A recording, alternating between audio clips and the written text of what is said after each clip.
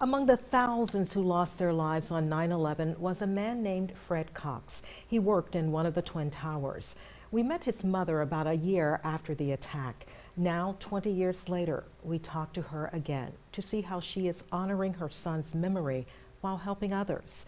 WSAV News 3's Ben Katko has her story. Fred lived every day like it was the last day of his life. Ann Douglas's son, Fred Cox, went to work in one of the World Trade Center towers on a beautiful September morning in Manhattan. That day was September 11th, 2001. Two separate planes have hit the World Trade Center. We are not certain why that has happened, but it has happened. You can see the flames. I can tell you, a mother knows when their child is not on the earth. And I knew that Freddie was there. At just 27 years old and full of life, Freddie, as his mother calls him, had a whole life ahead of him, a life with a bold and bright future, cut woefully short. He had brought in the largest sale of the year. They called him a rising star. He had the sweetheart he was going to marry. Freddie knew what was important. We first met Ann Douglas 1 year after the attacks. She splits her time between Jesup and New Hampshire.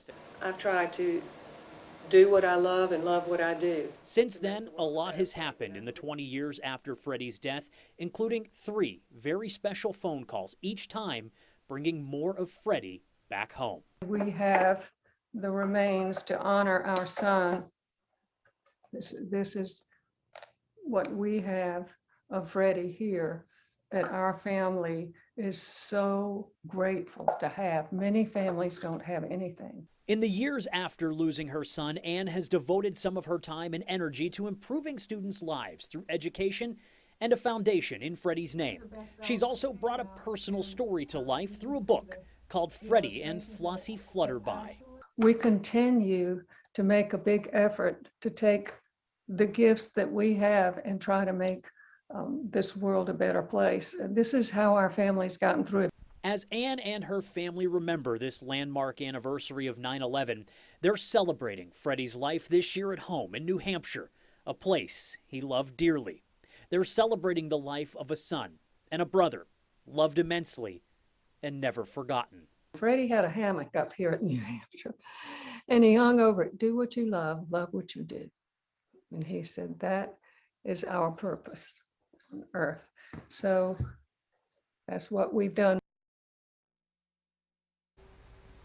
To this day, Ann has not seen the video of the attack that killed her son. Instead, she's working to give away 5,000 of the books about Freddie and the Flutterby to students near St. Mary's. You can see more personal stories ahead of tomorrow's anniversary at wsav.com/remembering 9/11.